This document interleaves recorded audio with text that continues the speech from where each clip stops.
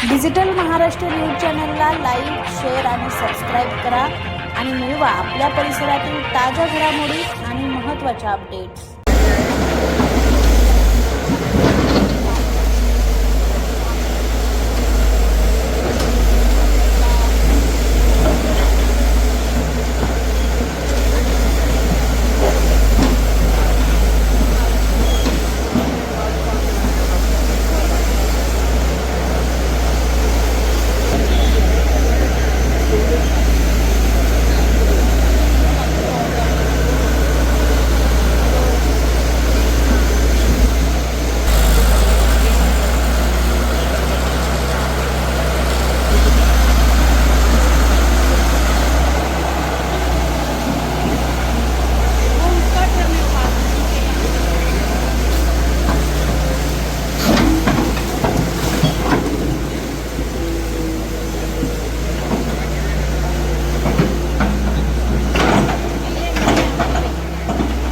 एक बजे के पहले आ गया ना अंकल।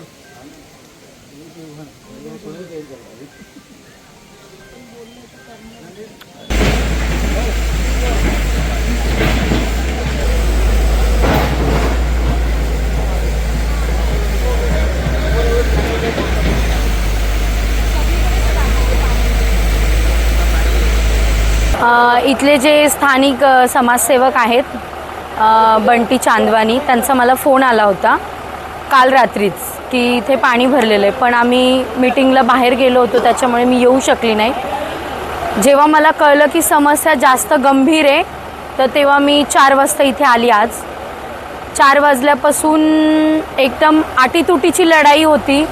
कालपासून आपले जे UMCचे अधिकारी आहेत, कर्मचारी आहेत, जसे मनीष हिरवे झाले, एकनाथ पवार झाले, ते आपली मेहनत तर इथे करतच होते, पण आपल्याला काही इक्विपमेंट्सची आणि मशीनची गरज होती।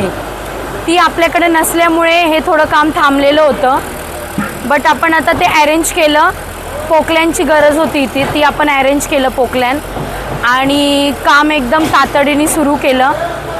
मी 4 वाजता आली होती तेव्हापासून आम्ही इथे सगळे UMCचे कर्मचारी आहेत, इथले स्थानिक जे रहिवासी आहेत ते इथे आहेत, आपले उपमहापौर पण आहेत इथे। सगळ्यांच्या मदतीने हे काम करण्यात आलेलं आहे सुरू। आता वाजलेले आहेत 11:30। 90% काम झालेलं आहे पूर्ण। माझं जेव्हा मी पहिल्यांदा इथे आली 4 वाजता, एकच हेतू होता की जे लोक पाण्यामध्ये आहेत त्यांना बाहेर काढणं आणि त्यांच्या घरात जे पाणी गेलेलं आहे ते बाहेर काढणं। बाकी ज्या समस्या आहेत त्या तर आपण हळूहळू दूर करूयात, पण मेन मोटिव्ह होता की त्यांना पाण्यामधून बाहेर काढणं, ते आपण आता केलेलं आहे।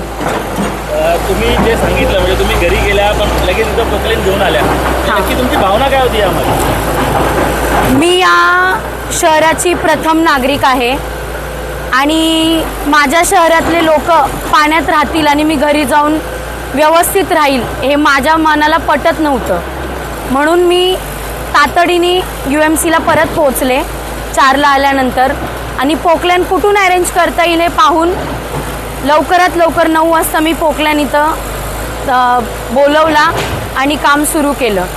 नागरिकांना पाण्यात ठेवणं हे मला पटत नव्हतं, हे काम उद्याही होऊ शकलं असतं, पण ते मला पटणारं नव्हतं, म्हणून मी लवकरात लवकर याच्यावर निर्णय घेतला आणि बाहेरून पोकलॅन मागवला आणि काम सुरू केलं।